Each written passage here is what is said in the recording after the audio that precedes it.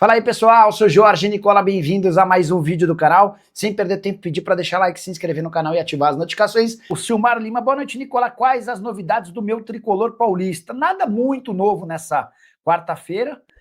O São Paulo segue aguardando a posição do Oscar em relação à aposentadoria ou não. O presidente Júlio Casares hoje se manifestou afirmando que o veto ao Morumbi não passa pelo medo dele em relação a protestos da torcida, a informação que eu tenho é diferente.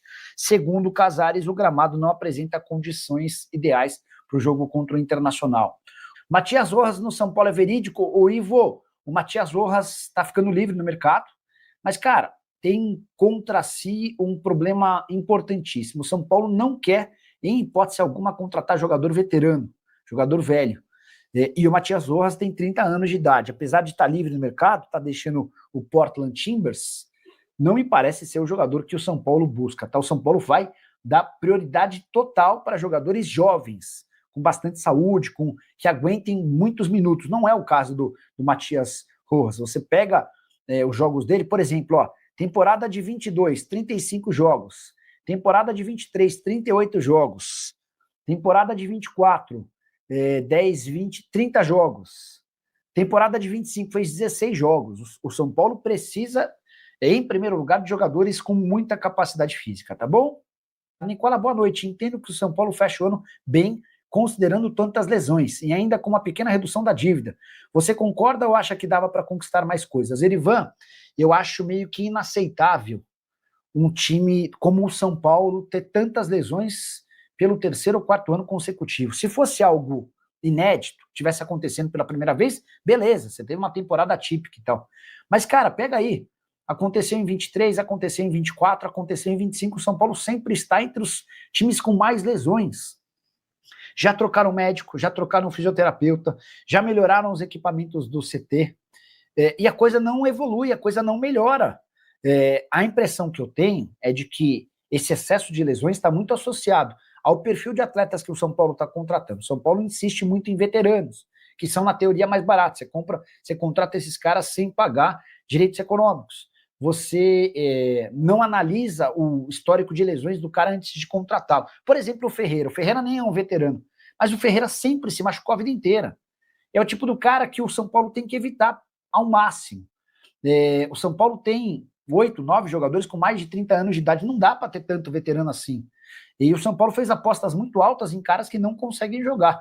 Então, é assim, do ponto de vista financeiro, houve uma evolução. O São Paulo salta de 968 milhões para uma redução de mais de 50 milhões de reais da dívida. Para um clube que vinha crescendo dívida ano após ano, foi algo importante. Algumas melhoras na base também foram sentidas. Mas se o São Paulo não tivesse tantos problemas físicos, era um São Paulo que, na minha opinião, tinha potencial para fazer uma temporada parecida em termos de Campeonato Brasileiro com o Fluminense. Dava para ter uns 6, 7, 8 pontos a mais. Com o São Paulo, nesse momento, brigando por vaga na fase de grupos da Libertadores. Não com o São Paulo sonhando com a 8ª colocação para tentar a pré-Libertadores, tá? Luciano fora. São Paulo viaja ao Rio com extensa lista de ausências. Nossa, até o Luciano ficou fora, hein? São Paulo embarcou para o Rio com 15 desfalques. E Hernan Crespo terá trabalho para montar a equipe. Provável São Paulo. Dá uma olhada nisso aqui. Young, Rafael está suspenso. Alan Franco, Ferrarese e Tolói. Ou Negruti. Saber se o Tolói vai ter condição. Estava machucado. Mike, Pablo Maia, Marcos Antônio, Bobadilha e Nicolas, lateral esquerdo da base, ou Patrick, é outro jogador que veio de Cotia. Na frente, Rigoni ou Luca e Tapia. É muito louco, né? Você pega todos os maiores salários do São Paulo. Oscar, Lucas Moura, Caleri, Luiz Gustavo. Todos esses caras nunca estão à disposição. É muito louco isso, cara. E aí, o problema é que o São Paulo vai enfrentar o Fluminense num jogo super importante para o São Paulo, com enorme chance de perder. Tudo indica que vai acontecer de São Paulo perder, né? Paulo Azeredo.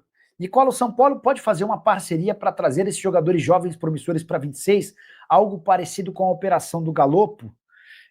Paulo, o São Paulo tinha a intenção de buscar jogadores jovens para Cotia com dinheiro do fundo, que seria criado para Cotia, mas a votação sobre o fundo no Conselho Deliberativo ficou para 2026.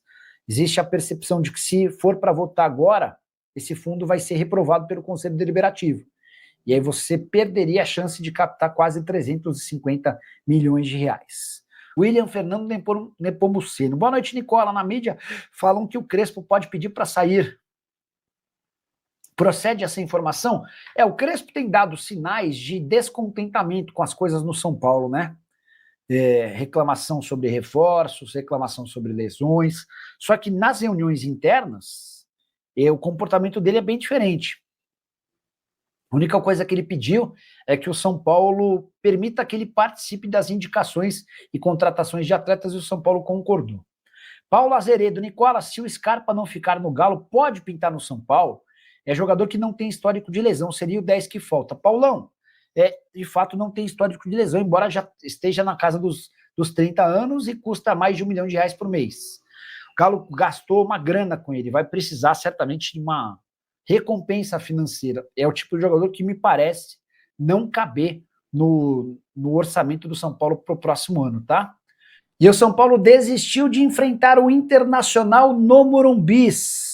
Jogo marcado para 3 de dezembro, penúltima rodada do Campeonato Brasileiro. Jogo super importante na briga do Tricolor por vaga em pré-Libertadores. Inicialmente esse jogo aconteceria na Vila Belmiro, por conta da realização de uma série de shows. Mas, dentro do São Paulo, conseguiu-se a informação de que haveria tempo hábil para que o gramado fosse replantado e o São Paulo fizesse esse jogo. A grande verdade é que o Tricolor mandou um ofício nas últimas horas à CBF solicitando que a partida retorne para a Vila Belmiro, porque o presidente do São Paulo, Júlio Casares, está preocupado com uma série de protestos que estavam sendo preparados para o lado de fora do Morumbi justamente nessa partida. O presidente, incomodado com o fato, decidiu voltar atrás e fará com que o jogo aconteça no estádio do Santos, ainda que isso traga prejuízo do ponto de vista esportivo para o São Paulo. Dentro da diretoria também houve incômodo com a decisão. A avaliação é de que o São Paulo seria mais forte contra o Inter jogando em seu estádio do que na Vila Belmiro. É bem verdade que o Tricolor vem de uma vitória no estádio Santista 2-1 contra o Juventude. É bem verdade também que o Juventude está entre os piores times do campeonato, praticamente rebaixado para a segunda divisão. A saideira sobre o São Paulo: Ferreira não enfrenta o Fluminense nessa quinta-feira, jogo no Maracanã. O atleta sentiu um edema na coxa na partida contra o Juventude e talvez nem entre mais em campo na reta final de 2025. Bora falar agora sobre o São Paulo, que tomou prejuízo em sua última partida na Vila Belmiro. Jogo contra o Juventude, vitória por 2-1, teve apenas 6.468 presentes, para uma arrecadação total de R$364 mil. O problema é que os custos do jogo ultrapassaram R$439 mil. Dessa maneira, São Paulo pagou R$74 mil para jogar na Vila Belmiro. Prejuízo jogando como mandante, com a lembrança de que o estádio do São Paulo Morumbi estava abrigando shows. A maior maluquice vem agora. O São Paulo tinha a possibilidade de enfrentar o Internacional no dia 3 de dezembro, penúltima rodada do Brasileirão, dentro do seu estádio. Mas o presidente Júlio Casares optou por manter a partida na Vila Belmiro, temendo uma série de protestos que estavam sendo programados.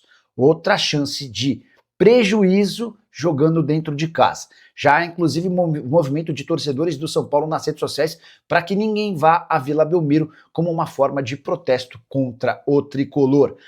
Só para registrar também, nos 3 jogos que fez recentemente no estádio do Santos, o São Paulo teve um lucro total de apenas R$259 mil, computando o prejuízo dessa última partida e as receitas dos 2 primeiros jogos. Saideira sobre o São Paulo: o Tricolor conseguiu a aprovação no Conselho Deliberativo, nessa terça-feira, de um novo empréstimo de R$25 milhões junto ao Banco da Ecoval. Em agosto, o clube já havia pego outro empréstimo, tudo isso estipulado e já programado ao longo da temporada. Bora falar agora sobre São Paulo versus o Beldia. O Tricolor enfrenta seu ex-treinador na próxima quinta-feira, no jogo no Maracanã contra o Fluminense. Partida super importante para o São Paulo, que sonha em se manter na 8ª colocação para tentar vaga na pré-Libertadores. Queria registrar que a saída do Zubeldia foi bem mais tensa e problemática do que o São Paulo divulgou.